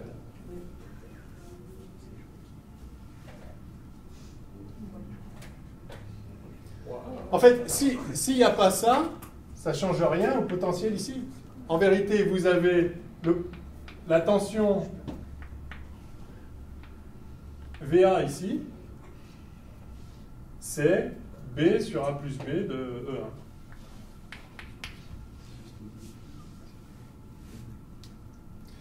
Et au point B, bah, c'est la même tension qu'ici. Il ne peut pas y avoir de courant là. Il n'y a pas de courant là. Comment il y aurait du courant? Parce que s'il y a un courant qui passe là, si vous mettez I là, bah, il revient là. Et du coup, la tension entre là et là, c'est DI plus CI. Mais ça va faire 0, on revient au même point. Donc I vaut 0 en fait. Enfin, ce I là, pardon, c'est pas celui-là. Okay. Donc ça, c'est un bout de circuit. Vous avez si vous avez ça là, ok, vous faites passer du courant dans deux résistances. Puis après, vous branchez un fil que vous mettez nulle part. Vous branchez un fil, là, vous pouvez mettre ce que vous voulez. Là, ça pend dans le vide, si vous voulez. C'est pas rattaché. Il n'y a pas une différence de potentiel pour faire passer un courant. Si vous faites passer un courant, il faut brancher à du plus et à du moins. Et là, ça va circuler. Mais là, vous l'avez branché à du moins et c'est tout. Donc ça ne va pas se mettre à tourner tout seul, quoi. Voilà, ok? Donc le courant là-dedans, il vaut 0. Donc c'est comme s'il n'y avait rien. C'est-à-dire que le potentiel en B, bah, c'est le même qu'ici. Donc VB égale V est moins, le V de la borne moins, on peut l'appeler 0 par exemple, hein, on appelle ça 0, voilà, je choisis comme référence. Et VA, bah, VA, c'est, bah, du coup, on a un pont diviseur. Dans tout ça, on a E1, si vous voulez, je le refais là. Vous avez E1. Vous avez ces petits A, ça, c'est mal écrit là, ouais. Petit A.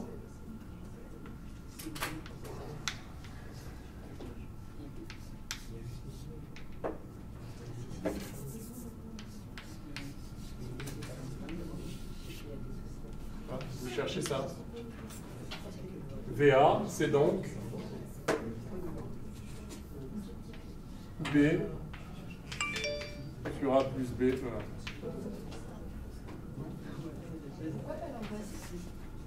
C'est ça sur ça plus 1. Ouais. Ouais, parce qu'on a appelé ça 0. En fait, ici, il y a moins, je pourrais dire VA moins V moins égale ça. D'accord. Donc, UAB, c'est B sur A plus B. D'accord. Ouais. S'il n'y a pas de courant qui passe. Attendez, ah, oui. S'il n'y a pas de courant qui passe dans la branche en question là. Ouais. Comment il peut y avoir un courant en 3 Là? Non, mais quand on regarde le dessin, l'autre dessin. S'il n'y a pas de courant en dessous là, en bas, comment il peut y avoir un courant qui passe en M3? Ah non, non, non, non. Attendez. Je cherche le générateur de Thévenin équivalent à tout ce qu'il y a hors de ça. C'est-à-dire, j'applique le théorème de Thévenin. Je dis, tout ça, il n'y a que des trucs linéaires. Je m'intéresse à cette branche-là. Je peux remplacer tout ce qu'il y a hors de cette branche par un générateur et une résistance. Question, quel générateur, enfin, quelle tension du générateur et quelle résistance? Ce qu'on a vu avant, c'est que la tension du générateur de Thévenin par lequel on cherche à remplacer, enfin, plus exactement, qui va remplacer tout le circuit, c'est la tension qu'on aurait entre A et B si la branche était ouverte. Donc je l'ouvre et je regarde ce que vaut UAB. Mais après, évidemment, elle ne sera pas ouverte en vrai. C'est juste que...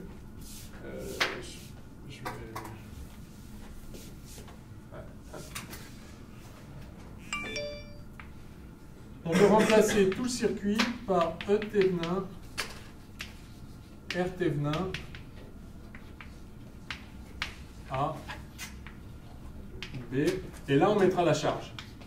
Et la charge, ce sera M. Et donc, ETH, le E que je cherche, c'est la tension qu'il y aurait entre A et B s'il y avait rien dans la branche AB. Donc je mets rien dans la branche AB et je regarde ce que vaut UAB. Et je suis sûr d'avoir ETH. Donc je mets rien dans la branche AB. Voilà. Et je regarde ce qui se passe. Bien sûr, une fois que je vais mettre tout ça en charge sur M, alors bien sûr, il va passer un courant et du coup, le potentiel B ne sera pas à 0, etc. Mais pour l'instant, je cherche juste la tension de Thévenin équivalente. OK? Eh bien, ce UAB1, en fait, c'est ETH1.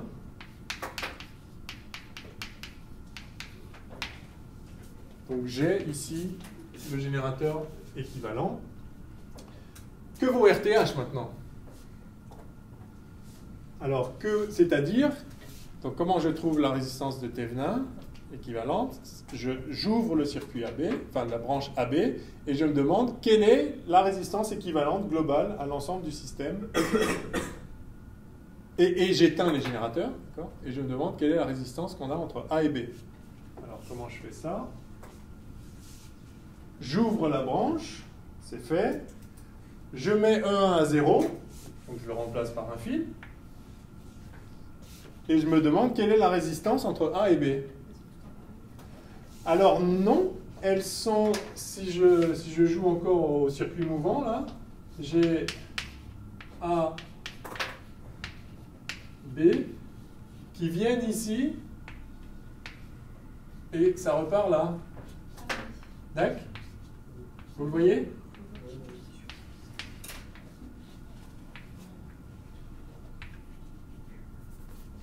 Ok? Du coup, les deux sont en série, enfin A et B, Voilà. et C sont en série, et les deux après sont C'est ça. Il y a AB parallèle en série avec CD parallèle. Oui. D'accord?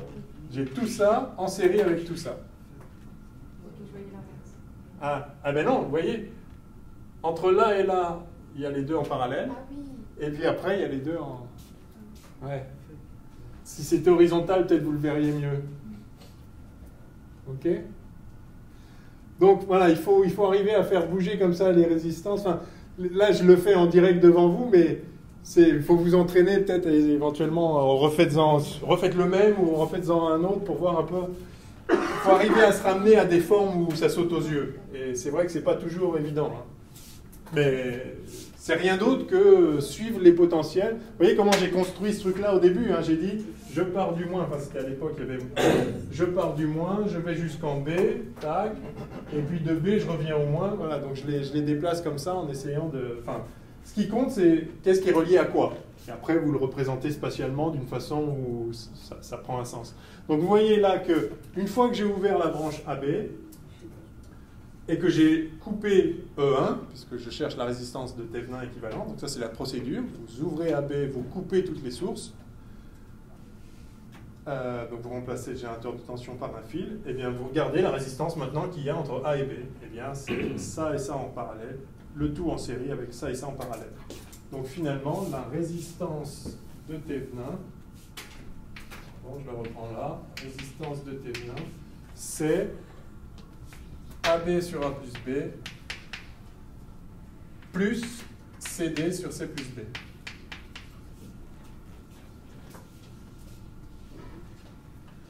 Alors là, il y a peut-être des trucs qui vont se simplifier parce qu'on sait déjà que AC égale BD. Donc on va voir. Mais en tout cas, voilà la résistance de Thévenin. Ouais, on essaye de... Allez, on va essayer de voir si on peut simplifier. Je mets tout, même de l'émetteur, on va voir ce qui sort. Je suis pas sûr que... On va voir, c'est un essai, écrivez pas tout de suite. Donc j'ai ABC plus ABD plus CDA plus BCD. Le tout sur le produit des sommes, là. Et là, on a... J'ai dit qu'on avait AC égale BD. Est-ce que ça nous aide, ça? AC égale BD.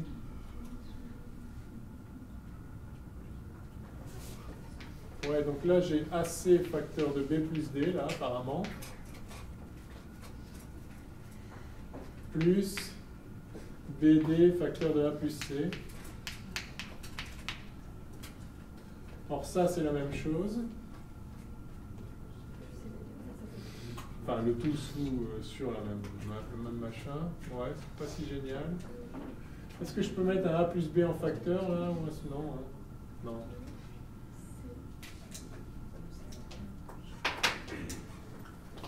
Je sais pas s'il y a un truc astucieux à faire.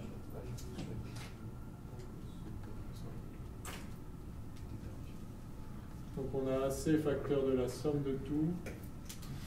Ouais. Il n'y a rien qui me saute aux yeux. Vous voyez une simplification? Oui, avec BD. Avec si on BD développe tout,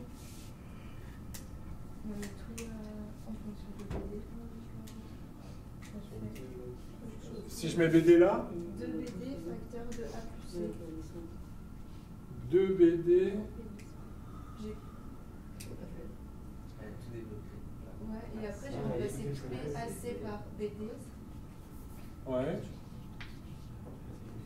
Donc on a BD facteur de la somme de tout, là. Ok. C'est ça.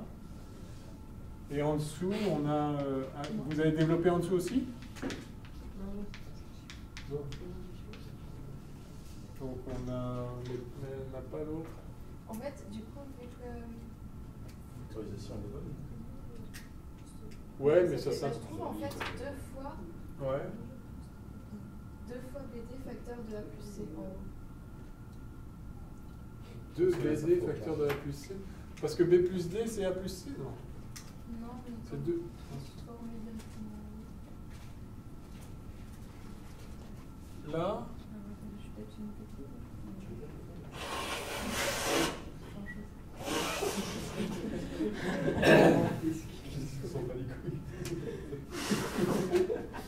Attention, ça va être sur la vidéo. Je mettrai votre nom. Tout. Ouais, vous avez fait quoi là? Tous les AC, je les ai remplacés par BD. Ouais. Du coup, ça fait.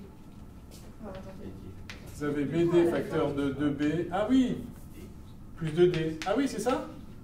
Ah oui, bien joué. AC. Non, ah non 2A et non. plus 2C dans la parenthèse. Les AC. Ah mais non, si AC vous mettez BD.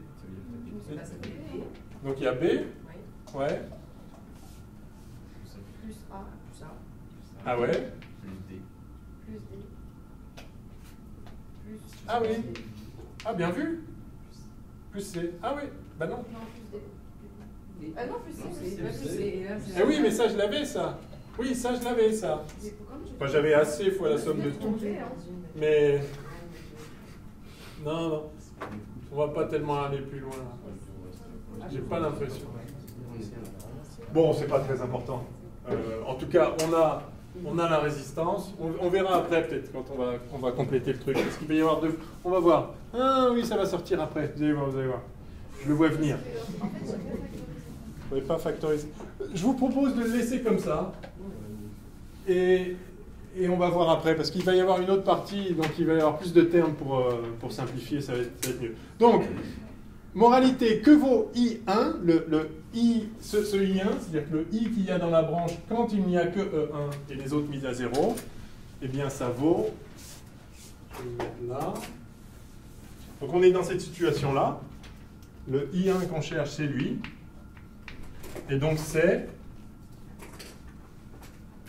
ETH sur RTH plus M. I1, c'est ETH, je vais l'écrire sur RTH plus M, d'accord? Et donc c'est ETH, c'est lui, donc c'est B sur A plus B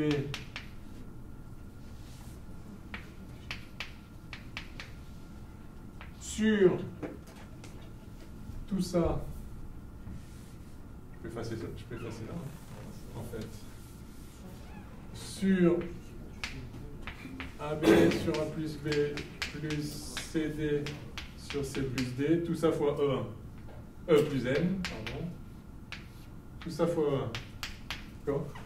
B sur A plus B E1 sur la somme des trucs, voilà.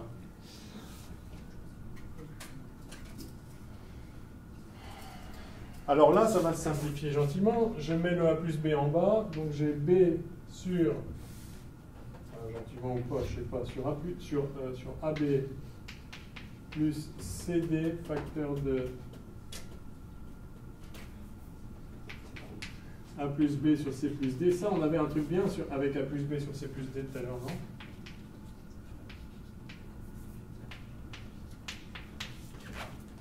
A plus B sur C plus D, c'était égal à... On avait A sur A plus B qui était égal à C sur C plus D, non? Non, à D sur C plus D. Ah, on le voit encore là-haut. Donc A plus B sur C plus D, c'est A sur D. Et donc là, on a C1. Donc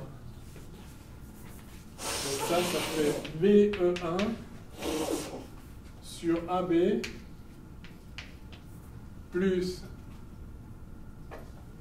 AC plus M.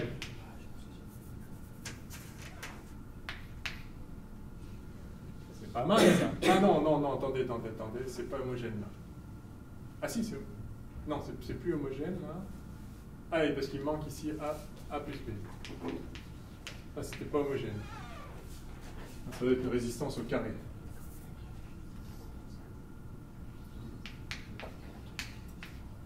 Voilà. Donc finalement...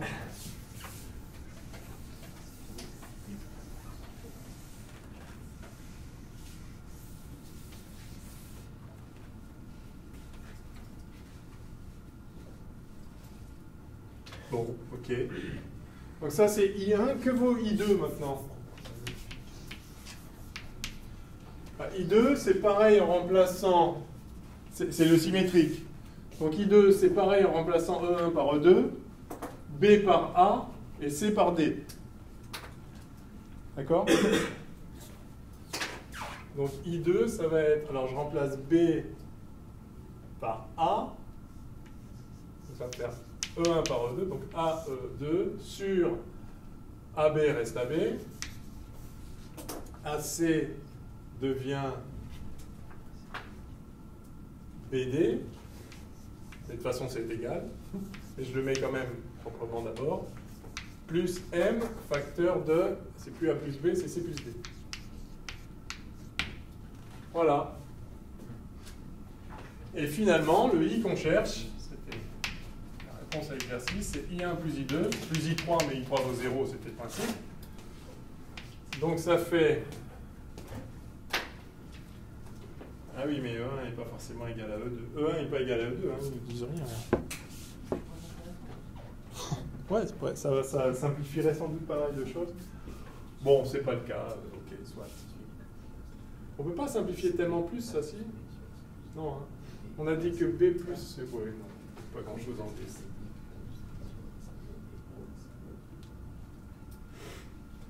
Bon, bah voilà. Non, c'est facile de céder A plus B sur C plus D par AC.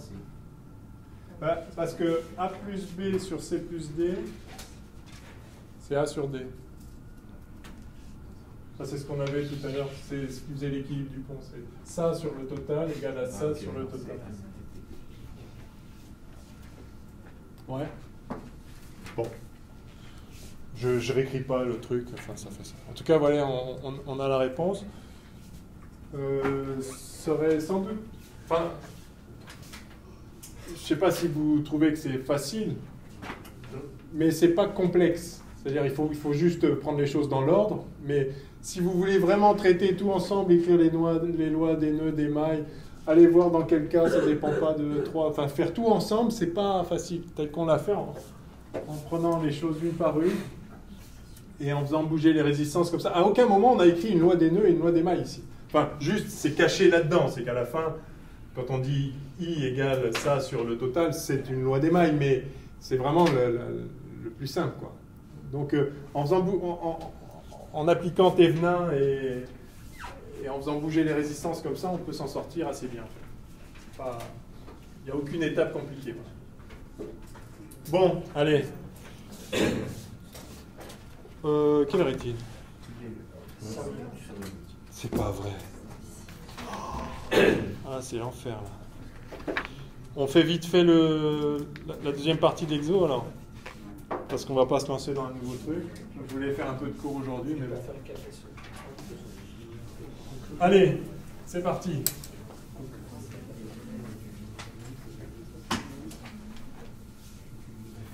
C'est au programme des... Enfin, du CAPES, oui, mais c'est au programme de quelle classe, Thévenin, Norton Aucun. C'est pas licence. L2 physique. L2. Mais donc... Donc c'est juste pour les classes préparatoires, c'est ça aussi? Parce que voilà, dans l'idée, il doit avoir un point supérieur à celui qui doit enseigner. Ouais. Allez.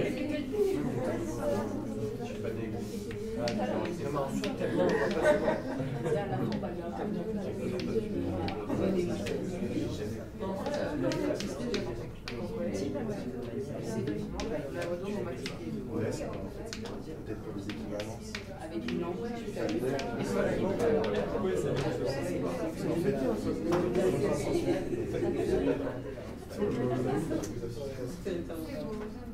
Donc voilà le circuit.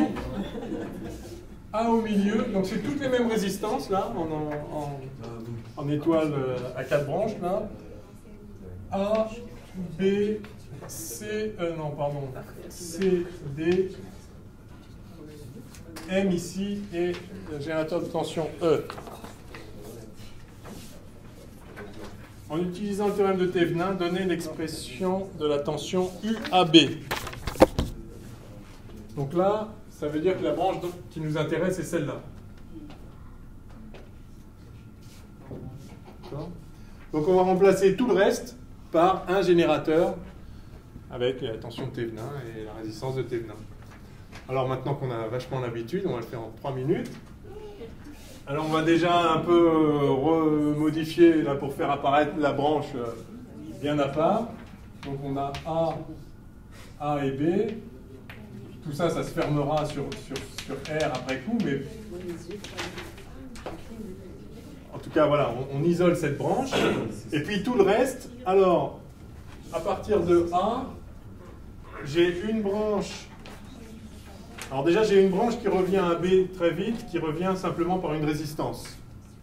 Donc ça revient à B par une résistance R. D'accord? Cette branche-là, ça va de A à B, mais c'est extérieur au circuit. Donc moi, la charge, elle va être à droite, ici, là. Mais sur la partie gauche, le circuit qui alimente cette branche-là, il y a déjà une résistance qui est bêtement entre A et B, donc je la mets. Après, j'ai celle-là. Ben, ça aussi, c'est une résistance qui est bêtement entre A et B. Donc j'en remets une.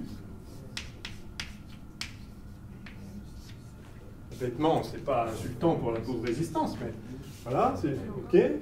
Et puis là, j'ai aussi une résistance R qui va à B, mais qui a une branche E dedans.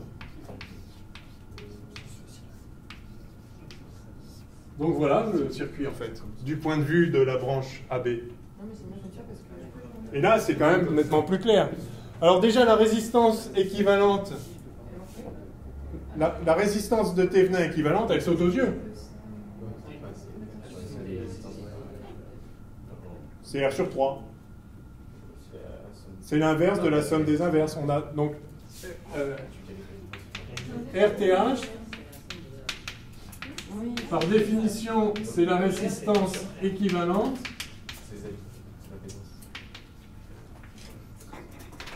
quand E égale 0, quand on a remplacé E par un fil.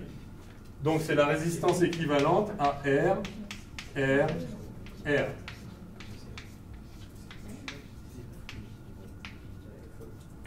C'est quoi la résistance équivalente à ça? Ben, vous avez 3 R en parallèle, donc c'est 1 sur R plus 1 sur R plus 1 sur R, et donc c'est R sur 3. D'accord? Vous multipliez en haut et en bas par R, vous avez R sur 1 plus 1 plus 1, R sur 3.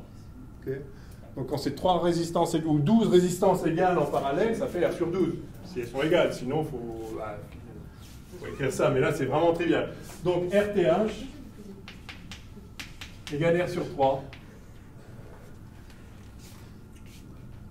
Je vous ai dit que ça allait prendre 2 minutes. Vous ne me croyez pas?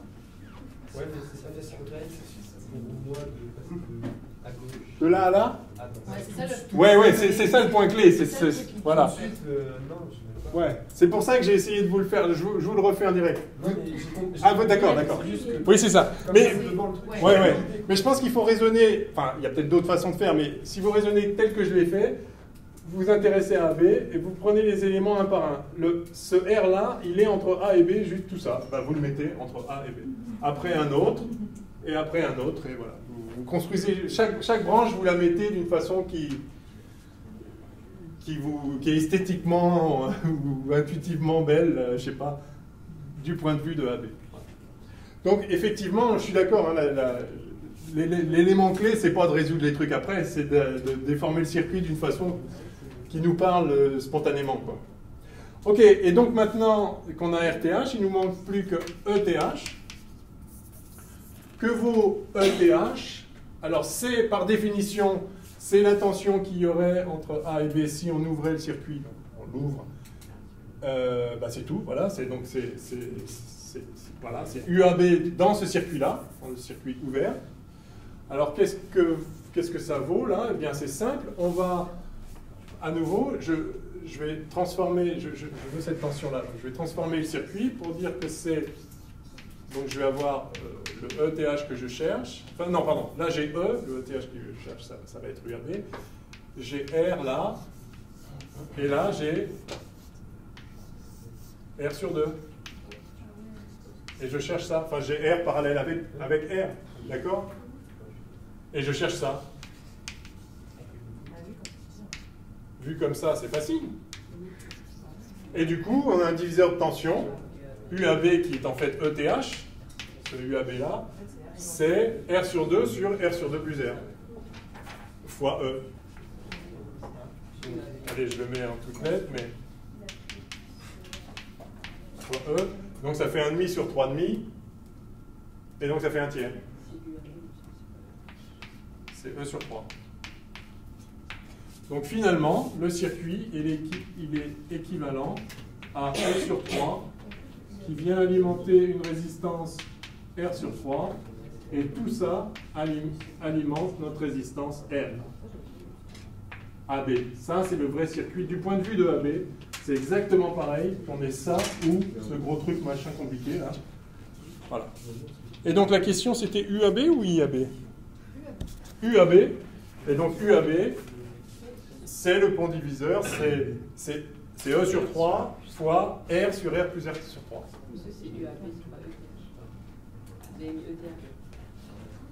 Oui, mais ETH, c'est ça. ETH, c'est le UAB lorsqu'on a ouvert la branche. Mais, oui, j'ai sauté une étape, mais c'est ça. D'accord? Donc finalement, le circuit, il est celui-là. Et donc, le UAB qu'on cherche, c'est... j'ai dit que c'était ça sur ça plus ça fois ça là-bas. Donc c'est R sur R plus R sur 3 fois E sur 3. Ça, c'est 1 sur 1 plus 1 tiers, c'est-à-dire 1 sur 4 tiers, c'est-à-dire 3 quarts. 3 quarts de E sur 3, c'est donc E sur 4. Ouais. Réponse.